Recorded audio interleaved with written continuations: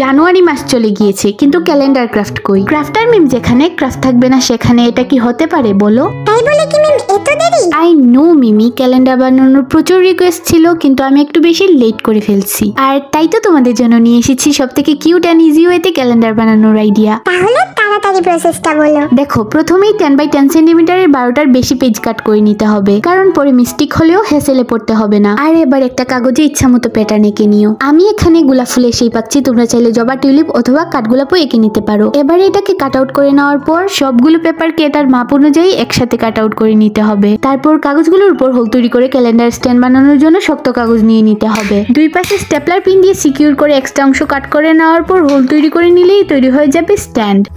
চলো এবারে অন্য কাট আউট করা কাগজগুলোতেও প্রিন্ট করা যাক। তো আমি কালার করার জন্য এখানে অ্যাক্রিলিক কালার ইউজ করছি। তোমরা চাইলে তোমাদের পছন্দ অনুযায়ী অন্য টাইপের কালারও ইউজ করতে পারো। যাই হোক, আমার কাছে এই পেইন্টিং এর মেইন মোটিভ ছিল আমি ব্যাকগ্রাউন্ডে খুবই লাইট কালার ইউজ করব আর ডিটেইলিং এর জন্য ডার্ক কালার ইউজ করব।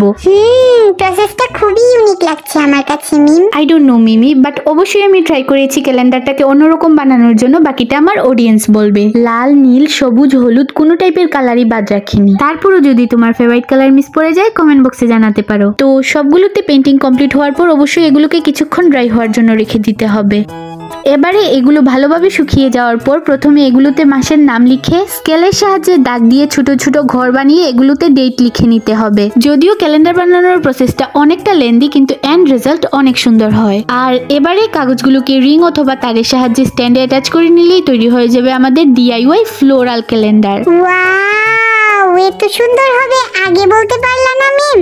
মনে করো এটা তোমার জন্য একটা ছোটখাটো সারপ্রাইজ ছিল। হ্যাঁ মিম, মনে তো আমি করছি। আমিও ছোট মিমি, ক্যালেন্ডারটাও ছোট, তো ক্যালেন্ডারটা আমার হলো না? হ্যাঁ, সব কষ্ট আমার আর ক্যালেন্ডারটা তোমার। ভাগো এখান থেকে। আর তোমরা কই যাও? ভিডিওটা লাইক করে আমার ইউটিউব চ্যানেল এখনই সাবস্ক্রাইব করো বলছি। আল্লাহ, সাবস্ক্রাইব করে দাও মিম, সেইটা রইছে।